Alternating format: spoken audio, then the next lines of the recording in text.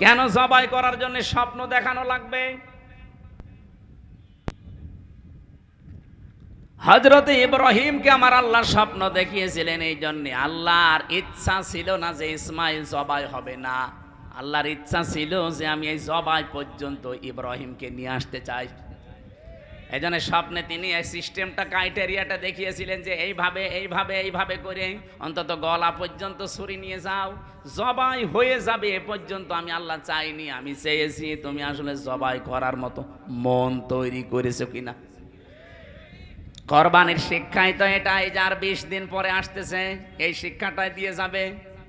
উনি যেমন আল্লাহর সিদ্ধান্তের সব কিছুকে উপেক্ষা করে আল্লাহর সিদ্ধান্ত মেনে নিয়েছিলেন, এই পৃথিবীতে আমরা সব গুনাহ সব অপরাধ যদি ছেড়ে দিয়ে নিজের মনকে ইব্রাহিমের মতো শক্ত করতে পারি, এবারের কোরবানি কবুল হয়ে যাবে।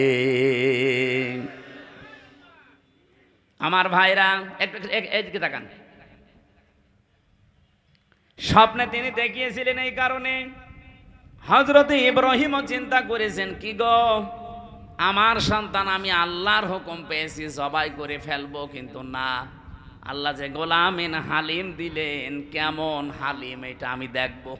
একে আসলে হালিম না চাচা হালিম? চাচা হালিম বিক্রি হয় না বালি এখান দিয়ে, মামা হালিম। মামা চাচা হালিম না, এ গোলামিন হালিম। তিনি পরীক্ষা করার জন্য বললেন, ইয়া আবাতি ফাআল মা তুমার সাতাজিদুনি ইনশাআল্লাহু মিনাস সাবিরিন।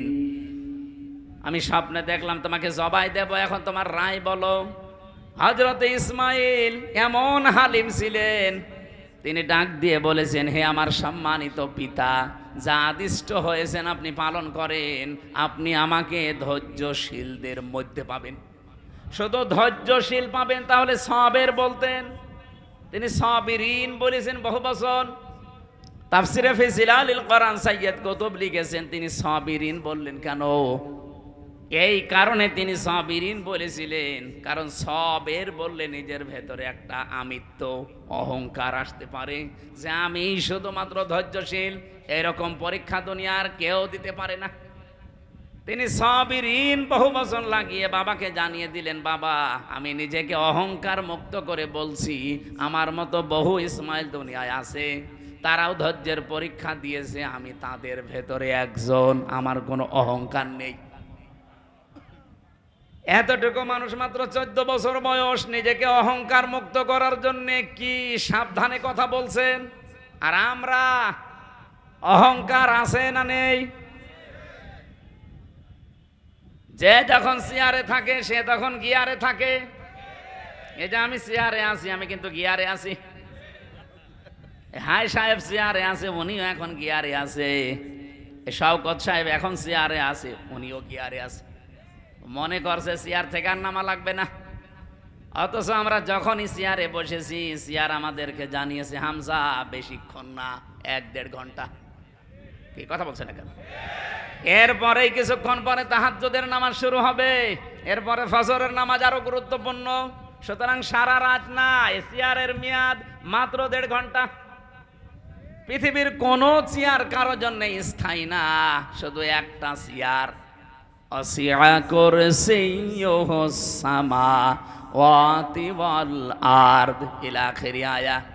আল্লাহ পাক বলেন, আসমান জমিন পরিব্যাপ্ত একটা চেয়ার আছে, ওই চেয়ারের মালিককে, ওইটার কোনো পরিবর্তন নেই। তাছাড়া দুনিয়ায় যত দামি চেয়ার হোক, যত বড় চেয়ার হোক, চেয়ারে যারা বসবে এ কথা মনে করে যেন বসে যে আমারে নামা লাগবে। চেয়ার মানে যে চেয়ারে চেয়ারে চেয়ারের কথা বলছি, অনেকে মনে করছে না এখন যারা উপদেষ্টা আছে ওই চেয়ার, ও চেয়ার কি নামবে? ওরা নামার জন্য বসেছে। দেখেন নাকি চেয়ারের গরম, যে যখন চেয়ার পেয়েছে সেই তখন পাল্টিয়ে গেছে। চেয়ারের গরমে কি বলতে যে কি বলে নিচেও টের পাচ্ছে না। এই যে মাহফুজ আলমের দিকে তাকান, চেয়ারে থাকার আগে আপনি দেখেছেন সে চেয়ারে থাকার আগে মানুষের কাছে টাকা ভিক্ষা করে পর্যন্ত খাবার খেয়েছে। মানুষের মেসে থেকে খাবার খেয়েছে, নিজের টাকা ছিল না বাবার, অথচ সে চেয়ারে পেয়ে এমন গিয়ারে আছে, শুধুমাত্র গিয়ারেই নেই, কোথায় সে 71, কোথায় 47, কোথায় 52, ওগুলো টানতেছে। কেন তুমি 24 আনতে পারো না? এক কথা বলেন না কেন? আপনি 71 সাল তুলে আনতেছেন আমার সামনে, আমি 71-এর কি বুঝি? আমার এখন 33 বছর, 92 সালে আমার জন্ম। 71-এ তো আমার বাবা কেবল মায়ের পেটে এসেছিল। আপনি কেন 71 টান দেন? 71-71-এর চেতনা নিয়ে টান দিয়ে দিয়েই তো হাসিনা মরেছে। আমি একটা জরিপ পেয়েছিলাম, নাকি এসব বলা ঠিক হবে না? বলেন মানে কি? আপনি না বললেও আমি বলবো, আমার কপালে কপালে যা আছে। যা আজকে এটা পাচ্ছিলাম আমি আসার সময়,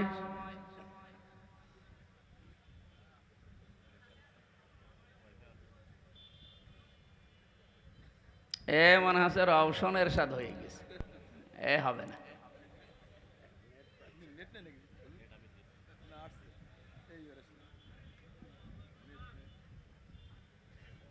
কানেকশন করে দাও।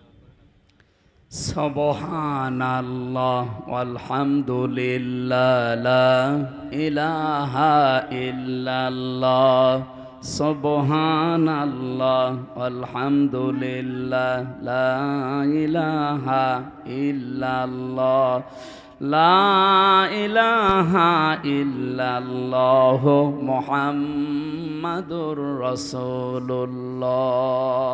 ভাই রাগ করবেন না, এটা সত্য কথা বলে বলছি, না বলতাম না। 7 জন বীরশ্রেষ্ঠের মধ্যে একজনও আওয়ামী লীগে ছিল না।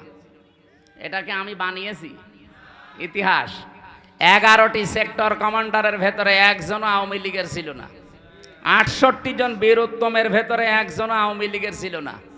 30 লক্ষ শহীদের ভেতরে আওয়ামী লীগের একজনও বড় নেতা আপনি নাম পাবেন না। তাহলে আওয়ামী লীগ যুদ্ধটা করলো কোথায়? এটা জানাতে চেয়েছেন ডক্টর কামাল হোসেন, আপনি জবাব দেন। আপনি যে চেতনা বিক্রি করলেন এই 15.5 বছর, একটাও তো পেলাম না। এমনকি মুক্তিযুদ্ধ বিষয়ক মন্ত্রী যারে দিয়েছে অকর্মা মুজাম্মেল, আকর্মা না অকর্মা মুজাম্মেল, সেই লোক নাকি মুক্তিযোদ্ধা না, ভুয়া মুক্তিযোদ্ধা।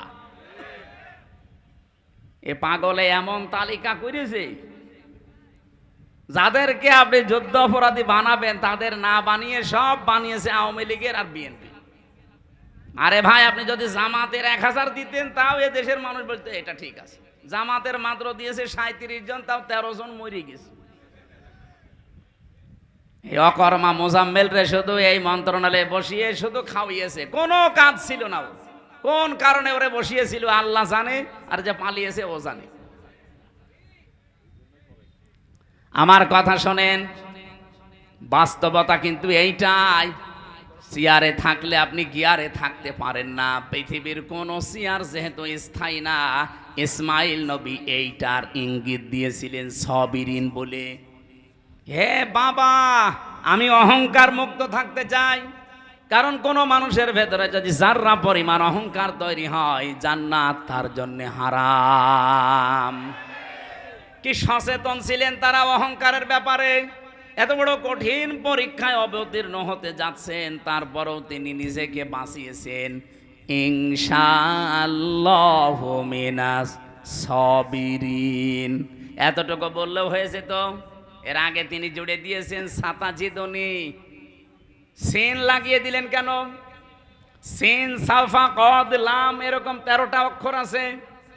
এই 13টা শব্দ যদি কোনো সেন্টেন্সের আগে আসে, অর্থ হয় খুব তাড়াতাড়ি। সাতাজিদনি দিয়ে জানিয়ে দিলেন, বাবা দেরি হবে না, খুব শীঘ্রই আপনি আমাকে সাবিরিন ধৈর্যশীলদের ভেতরে একজন পাবেন। আমি অহংকার করি না আল্লাহর বিধান মানতে পেরে। হযরত ইসমাইল খুশি হয়ে গেলেন, রব্বুল আলামিন তুমি যে গোলামিন হালিম বললে, আসলে আমি হালিম পেয়েছি। এটা মামা, এটা চাচা হালিম না। কি এটা আসলে হালিম। আমি যা বলেছিলাম এই 86 বছর তুমি তাই দিয়েছো আমারে হালিম হিসাবে। আমার এই সন্তান পেয়ে আমি এত খুশি। আমি যে কথা বলতে চাচ্ছিলাম এই পয়েন্ট দিয়ে, পৃথিবীতে কোনো মানুষ আপনাকে সন্তান দিতে পারবে না, সে যত বড় পীর হোক, অলি হোক আর নবী হোক। এটা দেওয়ার মালিক শুধুমাত্র কে? এই বিশ্বাস যাদের নেই, বিভিন্ন জায়গায় বিশ্বাস ঢুকে গেছে, আপনি কিন্তু শিরিক করে ফেলেছেন। আর শিরিক করলে আপনি মুশরিক, আর মুশরিকের জন্য দোয়া করা জায়েজ নেই। আরো জোরে বলেন। এরকম শিরিকের রাজবাড়ী জেলায় নেই। যদি কেউ করেন থেমে যান, এক্ষুনি থেমে যান। অনেক মুসলমানদের ভেতরে এখন রন্ধ্রে রন্ধ্রে শিরিক ঢুকেছে। সেদিন নওগাঁ গিয়েছিলাম, মান্দা যে বাড়িতে বসেছিলাম, ওই বাড়িওয়ালার 2টা ছেলে, আর একটা ছেলে পেটে আছে 6 মাস বয়স। আল্ট্রাসাউন্ড করার পরে নাকি বউ ডাক্তার রিপোর্ট দিয়েছে যে এইটাও ছেলে হবে। 1 বোতল পানি নিয়ে আমারে বলছে, হুজুর এমন পানি পড়বেন যেন মেয়ে হয়ে যায়। কি করে হবে? আরে না, আপনি এমন ভাবে পানি পড়বেন, আমি ছেলে আর চাই না, 2টা আছে, এবার আমি মেয়ে চাই। কি বিশ্বাস দেখেছেন? আমার মতো এতটুকু হুজুরের ওপর যদি এই বিশ্বাস ওর হয়, এত বড় হুজুর পেলে তো পাগল হয়ে যাবে। আরে রাজবাড়ি গোয়ালন্দ এলাকায় তো পাগল আরো বেশি, যেখানে সেখানে সেজদা দেয়।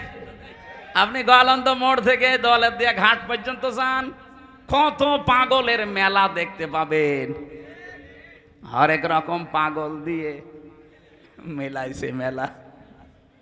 কি সবুজ সবুজ পাগড়ি মাথায় দিয়ে পাগলের মতো আন্দাজে। আরে পাশের জেলায় তো আল্লাহর ওলি কয়েকটা ঘুমিয়ে আছে। কি ঘুমিয়ে নে? 8রশি, চন্দ্রপুরী, আরো করপুরী আছে। বাস্তব কথা শোনেন, আল্লাহ যেটা পারে পৃথিবীর কেউ ওইটা পারতে। আরো জোরে বলেন তো, জমিন বানিয়েছে কে? এই জমিনে আইনও চলার কথা কার? সুতরাং আল্লাহর বানানো জমিনে অন্য কারো আইন বিধান সিদ্ধান্ত কেউ যদি কায়েম করতে চায়, সে আল্লাহর সাথে শিরিক করেছে। আর শিরিক করলে সে মুশরিক। বলেন, মুশরিকের জন্য নবীর জন্য দোয়া করা জায়েজ নেই, ইমানদারদের জন্যও দোয়া করা। তাহলে বলেন, এইরকম মুশরিক দেশে নেই? আল্লাহর আইন বাদ দিয়ে কত মানুষের আইন তৈরি করা, ওগুলো আপনি কায়েম করার জন্য চেষ্টা চালান। আর আপনাকে ভুল পথ থেকে সঠিক পথের দিশা দিলে আপনার কাছে রাজনীতি মনে হয়। আপনারে কোরআন শরীফ বুখারী শরীফে হবে না, বাকারি শরীফ লাগবে। এত বাংলা বলার পরও বলে, হুজুর আমি বুঝি না। শিরিকের চাইতে আর কি বলে বোঝানো যায় বলেন? আপনি বানানো জমিন আল্লাহর, আপনার বাবা বানিয়েছে জমিন। একটা চাউল বানাতে পারেন? তামাম দুনিয়ার সব বিজ্ঞানী মিলে একটা ডিম বানাতে পারবে? বানিয়েছে যিনি, সিদ্ধান্ত দেওয়ার মালিকও তিনি। আলা লাহুল খালকু ওয়াল আমরু। এই আয়াতের পুরা বিরুদ্ধে চলে আসে এদেশে বহু মানুষ। সুতরাং আজকে থেকে সাফ কথা বলছি, যারা আল্লাহর আইনের বাইরে আছেন, মানুষের তৈরি করা আইন এই জমিনে কায়েম করার জন্য চেষ্টা করেন, দল করেন, যাই করেন, আপনি কিন্তু শিরিক করছেন। আপনি যদি আমার বাবাও হন, আপনার মতো বাবার জানাজা পড়া, কবরে দেওয়া জায়েজ নেই। কারণ মুশরিকের জন্য দোয়া করা নবীকে আল্লাহ নিষেধ করেছে। আলাউ কানু উলি কুরবা, যদিও এটা আপনার নিজের নিকট আত্মীয় হয়, তারপর আপনি করবেন না। নবীর দোয়া যদি আল্লাহ ফেরত দেয়, হামজার খবর আছে? বলেন বলেন। সুতরাং আপনি বিসমিল্লাহি ওয়া আলা মিল্লাতি রাসূলিল্লাহ বললেই হয়ে যাবে? পুরাটা মিথ্যা কথা হবে। এই জন্য যে জিনিস আপনার না, ওইটা যারা দখল করে নিজের আয়ত্তে রেখে দিয়েছেন, ওইটা ফেরত দেওয়া লাগবে। এলাকায় কারা এই চরিত্রের আছেন, তারা কালকেই লোকের জিনিস ফেরত দেবেন। কারা কারা দেবেন হাত তোলেন তো। একজু কাঁটটা মারি খেয়েছো।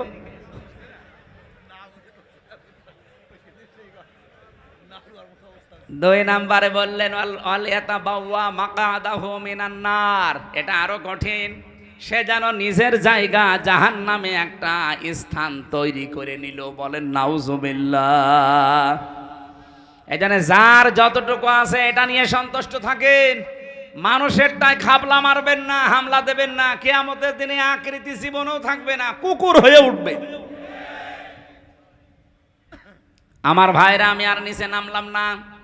যে কথা তুলেছিলাম, কিয়ামতের দিন যদি আপনি আল্লাহর সামনে দাঁড়ান আর নবী যদি আপনার পক্ষে কিছু বলে, এতে আপনার কিন্তু যোগ্যতা থাকা লাগবে। এমনকি শুধু প্র্যাকটিক্যাল লাইফের ওপরে না, রাদিয়াল্লাহু কাওলা, আপনি যে কথাবার্তারা বলেন ওই কথার উপরও রাজি থাকা লাগবে কার? আরো জোরে বলেন। এই জন্য এমন জীবন তৈরি করা দরকার যেন কোরআন আমার পক্ষে সাক্ষী দেয়। আল কোরআনু হুজ্জাতুল লাকা ওয়া আলাইকা। কোরআন কিয়ামতে হয়তো কারো পক্ষে সাক্ষী দেবে অথবা বিপক্ষে সাক্ষী দেবে। আজকের ময়দানে আমরা এসেছি এমন কিছু কথা বলতে চাই, শুনতে চাই, মানতে চাই যেন কোরআন আমার পক্ষে সাক্ষী দেয়। বলেন আমিন। যারা আজকের এই ময়দান তৈরি করেছে, যেহেতু শুধুমাত্র মুসলমানদের জন্য আপনারা সাজাননি, এই বালিয়াকান্দি নাম শুনে বোঝা যাচ্ছে এলাকায় অমুসলিমরা আছে না? সুতরাং অন্য ধর্মেরও যারা আছেন ওয়েলকাম জানাচ্ছি, আসেন, কোরআনের কাছে আসেন। এটা শুধু আমাদের না, হাদা বায়ানুল লিন্নাস, মানুষ পদবাচ্যে যারা বিবেচিত সবার জন্য আল্লাহ কোরআন দিয়েছেন। সেদিন যশোরে কলেজের এক অধ্যাপককে বলেছিলাম যে স্যার, আপনি তো বিসিএস ক্যাডার, সুনীল দত্ত, আপনি তো হিন্দু মানুষ, আপনাকে আমি মুসলমান হতে জোর করি না, কিন্তু আপনাকে আমি আহ্বান জানাই আমার ধর্মীয় গ্রন্থ কোরআন শরীফ একটু বুঝে বুঝে পড়বেন। আপনি বাংলায় পড়েন, ইংরেজিতে পড়েন, যে ভাষা আপনার ভালো লাগে পড়েন, কিন্তু একটু বুঝে পড়বেন। দেখি 3 মাস পরে আল্লাহরে বান্দা মুসলমান হয়ে গেছে। এই জন্য কোরআন শরীফ কি শুধু আজকে এলাকার মুসলমানদের জন্য আয়োজন? সবার জন্য আসেন। আশা করছি মন যদি আপনার থাকে আল্লাহ আপনাকে হেদায়েত দিয়ে দেবে। তো মন থাকা লাগবে, মন না থাকলে হামজার বাপ এসে ওয়াজ করলো আপনার কিছুই হবে না। গিরিশচন্দ্র সেন, নরসিংদী বাড়ি, শিবপুরে, এই লোকটা কোরআন শরীফ এত বেশি পড়েছিল, এত বেশি লিখেছিল, এত বেশি বুঝেছিল, তার জীবনী পড়েন, সে তাফসীর পর্যন্ত লিখেছে, শুধু বঙ্গ অনুবাদ না। আমি মালয়েশিয়া বিশ্ববিদ্যালয়ে কয়েকদিন আগে গিয়েছিলাম। এই গিরিশচন্দ্র সেনের তাফসীরটা ওই দেশে ইংরেজিতে করা আছে। যে লোকটা তাফসীর লিখেছে, আপনি চিন্তা করেন, আলেমদের বলেন এক একটা শব্দের একাধিক অর্থ জানা লাগবে, শব্দ ভাঙার যোগ্যতা থাকা লাগবে। উসুলে তাফসীরের মূল নীতি প্রায় 13টা থেকে 15টা। এই 15টা মূল নীতি তার জানা লাগবে, না তো তাফসীর করতে পারবেন না। একটা শব্দের যদি একটা অর্থ জেনে তাফসীর করতে যান, ভুল করে ফেলবেন। একাধিক অর্থ আপনার আয়ত্তে থাকা লাগবে। যে এই শব্দটা যেখানে অ্যাপ্রোপ্রিয়েট হয়, যেখানে খাটে, যে জায়গায় সেট হয়, ওই জায়গায় স্থান কাল পাত্র ভেদে আপনাকে সেট করা লাগবে। এই যে দরবা মানে মারা, দরবা মানে বলেন দরবা মানে সফর করা, দরবা মানে দৃষ্টান্ত দেওয়া, 33টা অর্থ আছে এই শব্দটার। এখন আপনি যদি শুধুমাত্র দরবা মানে মারা জানেন, আপনি মারা অর্থ লিখে দিলেন, ওখানে হবে দৃষ্টান্ত দেওয়া, আকাশ পাতাল হয়ে যাবে অর্থ। কথা বলেন না কেন? এমনকি শব্দটা উচ্চারণ করার